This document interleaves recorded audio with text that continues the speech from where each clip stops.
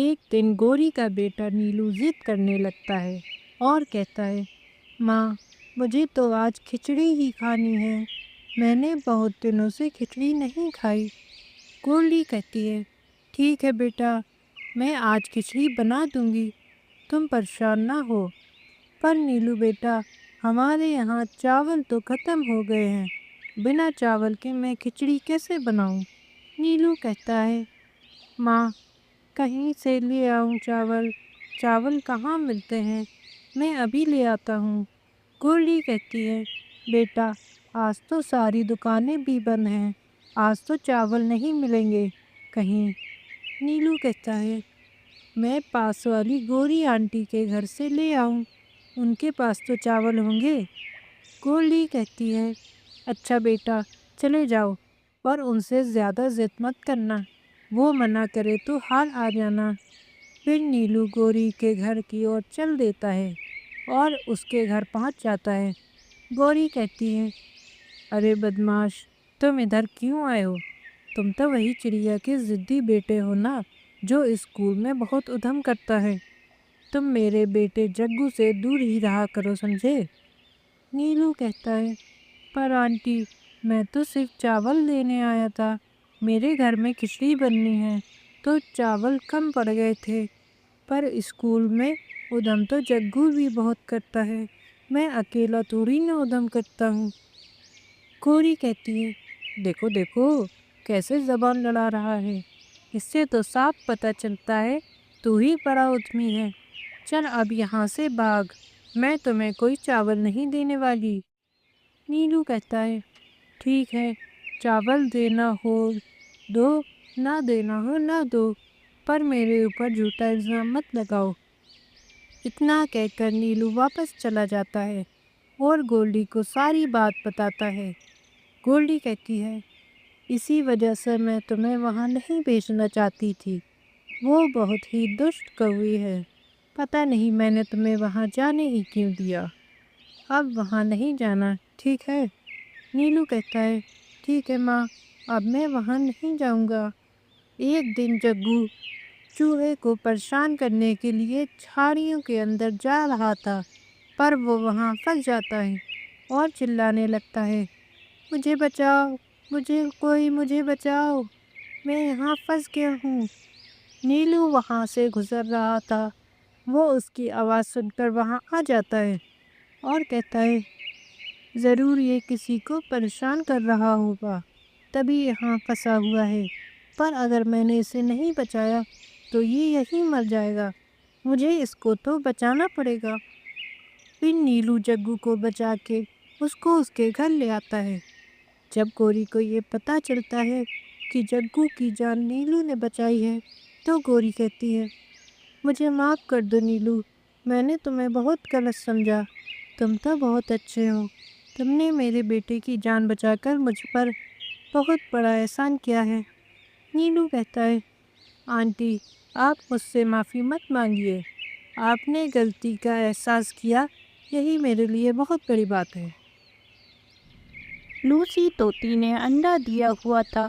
لوسی کہتی ہے، کتنا پیارا، کتنا سفید انڈا ہے، مجھے لگتا ہے میرا بچہ بہت ہیلدی ہوگا۔ اب مجھے اپنے بچے کے نکلنے کا انتظار ہے، بس میں اپنے بچے کے لیے کھانا لانا تو بھول ہی گئی، اب کھانا کہاں سے لوں؟ یاد آیا، میرے پڑوس میں میری سہیلی گورلی ہے نا، اسی سے دانہ لے آتی ہوں۔ لوسی گورلی کے گھر چلی جاتی ہے۔ لوسی کے نکلتے ہی گوری کوی وہاں آ جاتی ہے اور کہتی ہے، واہ واہ، کتنا سفید انڈا ہے، اسے پینے میں تو مزہ ہی آ جائے گا۔ یہ طوطی بھی کتنی بے وقوف ہے، اپنا انڈا کھلے میں ہی چھوڑ گئی۔ پھر گوری اس کا انڈا پی جاتی ہے۔ وہیں لوسی گورلی سے کہتی ہے، گورلی بہن، مجھے تم سے کام ہے، میرے انڈے میں سے بچہ نکلنے والا ہے، اسی لیے میں سارا دن انڈے پر ہی بیٹھی رہتی ہوں۔ اب جب بچے کے نکلنے کا ٹائم آیا تو میرے پاس دانہ ہی نہیں بچا، مجھے تھوڑا سا دانہ دے دو۔ گورلی کہتی ہے، کوئی بات نہیں بہن، یہ لو دانہ، اپنے بیٹے کو اچھے سے کھلانا۔ پھر لوسی دانہ لے کر آ جاتی ہے تو ٹوٹا ہوا انڈا دیکھ کر رونے لگتی ہے۔ پھر وہ واپس گولڈی کے پاس پہنچ جاتی ہے۔ گولڈی کہتی ہے، بہن ابھی تو تم دانہ لے کر گئی تھی، اتنی جلدی آ گئی۔ لوسی کہتی ہے، بہن کہ میرا تو انڈا نہیں رہا، نہ جانے کس ظالم پچی نے میرا انڈا کھا لیا۔ گولڈی کہتی ہے، تم رو مت لوسی، ہم اس ظالم سے بدلہ لیں گے۔ اب ہم تمہارے گھونسلے میں نکلی انڈا رکھ دیتے ہیں، ہم دوسری جگہ چھپ کر دیکھیں گے، پھر وہ ظالم پچی آئے گا تو ہم اسے مار مار کر اپنا بدلہ لے لیں گے۔ پھر وہ لوگ انڈا رکھ کر چھپ جاتی ہیں۔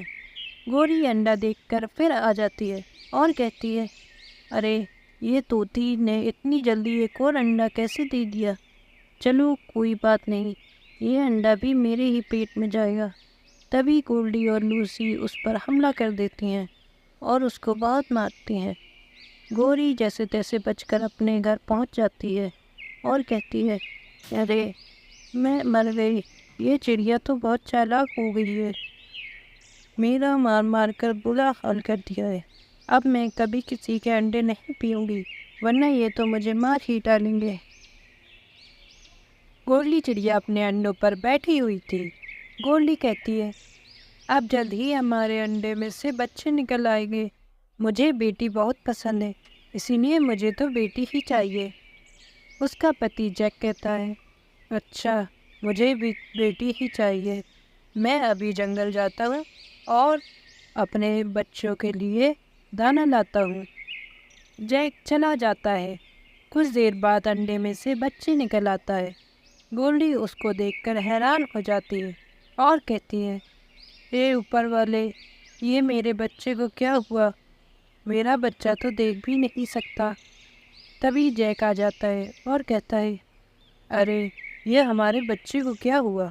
اس کی آنکھیں کیوں نہیں کھل رہی؟ چلو اس کو اسپتال لے کر چلتے ہیں۔ پھر دونوں اس کو اسپتال لے کر چلے جاتے ہیں۔ گولڈی کہتی ہے، ڈاکٹر صاحب دیکھو میرے بیٹے کو کیا ہو گیا ہے، یہ دیکھ کیوں نہیں رہا؟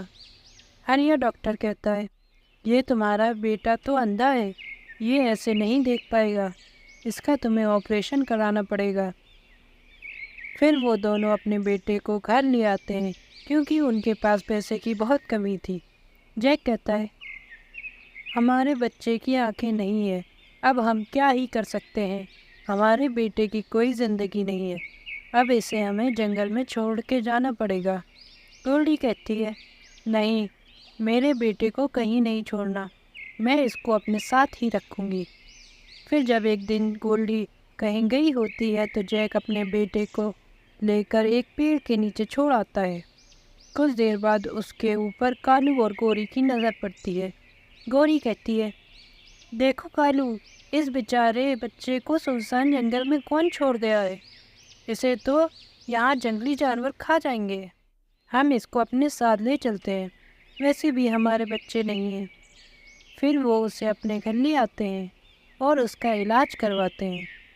اور ایک دن بچہ گوری کے ساتھ گھوم رہا تھا، تبھی اسے جیک دیکھ لیتا ہے اور پہچان جاتا ہے۔ جیک کہتا ہے، میرے بیٹے کو کہاں لے کر گھوم رہی ہے گوری؟ یہ میرا بیٹا ہے، مجھے میرا بیٹا واپس دو۔ گوری کہتی ہے، بھاگ جا یہاں سے چڑیا، تو نے تو اپنے بچے کو جنگل میں چھوڑ آیا تھا، اب یہ میرا بیٹا ہے، اسے میں نہیں دوں گی۔ پھر بیٹے کو لے کر چلی جاتی ہے۔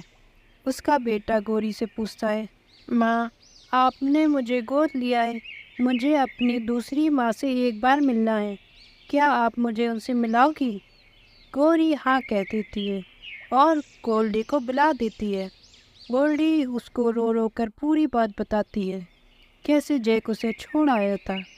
پھر بیٹا کہتا ہے، ماں اب آپ بھی میرے ساتھ ہی رہنا، اب میں اپنے دونوں ماؤں کے ساتھ ہی رہوں گا۔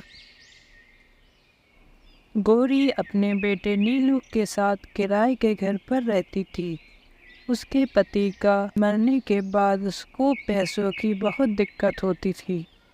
گولڈی نیلو سے کہتی ہے، نیلو بیٹا تم پریشان مت ہونا، ہمارے پاس پیسے ضرور نہ ہوں پر ہماری اوپر والے مدد ضرور کرے گا۔ نیلو کہتا ہے، ہاں ماں، پر ابھی جو مکان مالک کالو آنے والا ہے اس کا کرایہ ہم کیسے دیں گے؟ تبھی وہاں کالو آ جاتا ہے۔ کالو کہتا ہے، بہت دن سے کرایہ نہیں لینے آ پا رہا تھا، آج ٹائم ملا ہے، چل چڑیا اب میری کرایہ نکال جلدی سے۔ گولڈی کہتی ہے، کالو بھائی میں آپ کو کرایہ دے دوں گی، آپ پریشان مت ہو، جیسے ہی میرے پاس پیسے ہو جائیں گے میں آپ کو دے دوں گی۔ کالو کہتا ہے، زیادہ باتیں مت بنا، جلدی سے میرا کرایہ نکال ورنہ میں تجھے اس گھر سے ابھی نکال دوں گا۔ گولڈی کہتی ہے، بس کچھ دن میں ہی میں آپ کا کرایہ دے دوں گی، پر ہمیں گھر سے مت نکالیں، میں اپنے چھوٹے سے بچے کو لے کر کہاں جاؤں گی؟ کالو نے اس کی ایک نہ سنی اور اسے گھر سے باہر نکال دیا۔ پھر نیلو گولڈی کو اپنے ساتھ کیلے کے باغ میں لے گیا۔ گولڈی کہتی ہے، یہ مجھے کہاں لے آئے ہو بیٹا؟ یہ کس کا کیلے کا باغ ہے؟ نیلو کہتا ہے، ماں میں آپ سے چھپ کر روز یہاں آ جاتا تھا اور میں نے ہی یہ کیلے کے پیڑ لگائے ہیں اور میں انہیں ہی دیکھ بھال کرتا ہوں۔ گولڈی کہتی ہے، بیٹا تم نے مجھے پہلے کیوں نہیں بتایا؟ پر لگتا ہے تم نے بہت محنت کی ہے اس جگہ پر ہمیں یہاں سے نکلنا چاہیے اور رات میں رکنے کے لیے کسی گھر کو ڈھونڈنا چاہیے۔ تبھی وہاں پر ایک جادوئی کیلے کا گھر آ جاتا ہے، دونوں ڈر جاتے ہیں۔ تبھی آواز آتی ہے، میں جادوئی کیلے کا گھر ہوں، میری دیکھ بھال نیلو نے بہت اچھے سے کی ہے، اسی لیے میں تمہیں یہ جادوئی گھر رہنے کے لیے دیتا ہوں، اس گھر میں تمہاری ضرورت کی ساری چیزیں ہیں۔ گولڈی کہتی ہے، شکریہ جادوئی کیلے کے پیڑ اور شکریہ نیلو، تم نے اس باغ کی اتنی اچھے سے دیکھ بھال کی۔ گولڈی چڑیا اپنے پتی جیک کے ساتھ رہتی تھی۔ اس کا پتی نکما تھا اور وہ کوئی کام نہیں کرتا تھا، وہ سارا دن دارو ہی پیتا رہتا۔ گولڈی کہتی ہے، جیک تم اتنا مت پیا کرو، تم باہر جا کر تھوڑا کام کر لیا کرو۔ جیک کہتا ہے، تم آج کل زیادہ ہی بول رہی ہو، تم زیادہ مت بولا کرو سمجھی، اپنے کام سے کام رکھا کرو۔ گولڈی کہتی ہے، میں آپ کے بھلے کے لیے ہی بول رہی ہوں، اتنا مت پیا کرو ورنہ بیمار پڑ جاؤ گے۔ جیک کو غصہ آ جاتا ہے اور کہتا ہے، تم نہیں مانو گی، چل میرے گھر سے جلدی نکل۔ پھر جیک گولڈی کو گھر سے باہر نکال دیتا ہے۔ بیچاری گولڈی ایک گلاب کے باغیچے میں آ کر رونے لگتی ہے۔ گولڈی کہتی ہے، اب میں کہاں رہوں گی، کہاں جاؤں گی، میرے تو کوئی گھر والے بھی نہیں ہیں۔ گولڈی رو ہی رہی ہوتی ہے، تبھی ایک جادوئی گلاب کا گھر وہاں آ جاتا ہے۔ گولڈی کہتی ہے، یہ گلاب کا گھر ابھی تک تو یہاں نہیں تھا، یہ کوئی جادو وادو تو نہیں ہے نا؟ گلاب کا گھر کہتا ہے، تم نے صحیح پہچانا گولڈی، میں گلاب کا جادوئی گھر ہوں، میں نے سنا تم کیوں رو رہی ہو، اگر تم برا نہ مانو تو میرے اندر رہ سکتی ہو۔ گولڈی سو جاتی ہے اور اس گھر میں رہنے لگتی ہے۔ وہیں جیک کو اپنی غلطی کا احساس ہو جاتا ہے اور وہ گولڈی کے گلاب کے گھر میں آ جاتا ہے۔ جیک کہتا ہے، مجھے معاف کر دو گولڈی، میں نے تمہارے ساتھ بہت غلط کیا، تمہارے جانے کے بعد مجھے اپنی غلطی کا احساس ہوا، میں تمہارے بنا نہیں رہ سکتا۔ گولڈی کہتی ہے، میں نے تمہیں پہلے ہی سمجھایا تھا پر تم نہیں مانے، پر میں تمہیں معاف کرتی ہوں اور آج کے بعد تم کبھی نہیں پینا۔